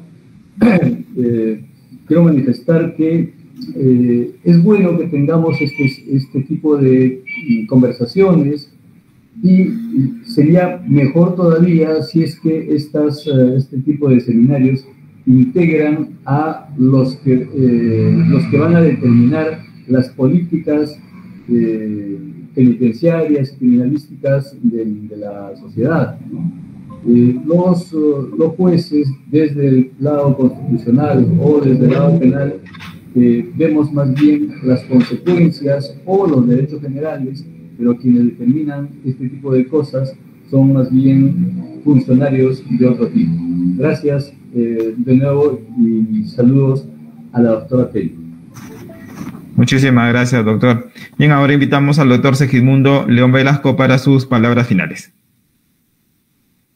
No, reiterando también mi agradecimiento a la comisión por la invitación, a la doctora Tello y al doctor Calderón por su presencia, y también efectivamente felicitarlos por la labor que están haciendo, muchas veces una labor que la ciudadanía a veces no comprende, pero es importante hacer recordar que la democracia se está por encima de otros regímenes por su supremacía moral, ¿no? Y nuestra supremacía moral nos implica que aún esas personas que han cometido un evento delictivo no han perdido la dignidad y tienen o merecen ser tratadas como seres humanos para tratar de recuperarlos hacia la sociedad por un mandato constitucional.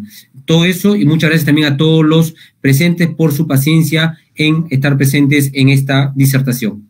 Muchísimas gracias, doctor. Bien, a continuación entonces tendremos las palabras de clausura a cargo del señor doctor Carlos Calderón Puertas, juez de la Corte Suprema de Justicia de la República y vicepresidente de la Comisión Permanente de Acceso a la Justicia de Personas en Condición de Vulnerabilidad y Justicia en tu Comunidad. Doctor Calderón, lo dejo en uso de la palabra. Gracias, Edgar. Mis palabras serán más breves que las del inicio. Gracias, Jorge. Gracias, Segismundo. Han tratado ustedes con la calidad académica que se les reconoce, con estas láminas que nos han dado una visión clarísima del hacinamiento que hay en los centros penitenciarios, y las diferentes sentencias que ha manejado y acuerdos que se han manejado en la judicatura. La frase de Segismundo, que no hay políticas criminales, sino criminales políticas, queda aquí como una especie de marco de reflexión para todos nosotros. Les agradecemos su presencia y nuevamente un abrazo afectuoso por la generosidad que ustedes han mostrado con nosotros. Gracias, Jorge, gracias, Segismundo, gracias a los presentes. Muchísimas gracias, doctor. Bien, agradecemos al doctor Carlos Calderón Puertas por sus palabras de clausura. Bien, señoras y señores, hemos llegado de esta manera al final de este seminario virtual, Determinación de los beneficios penitenciarios. No sin antes recordarles a todos nuestros participantes que deben registrar su salida. A nombre de la Comisión Permanente de Acceso a la Justicia de Personas en Condición de Vulnerabilidad y Justicia en tu Comunidad del Poder Judicial, queremos agradecer a nuestros expositores del día de hoy por su participación en el presente seminario virtual, así como también agradecemos a todas las señoras y señores participantes por su gentil asistencia. Buenas tardes, señores. Sigamos cuidándonos, no se olviden de registrar su salida. Muchas gracias. Permiso. Hasta luego, doctor Calderón. Hasta luego, doctor Ramírez.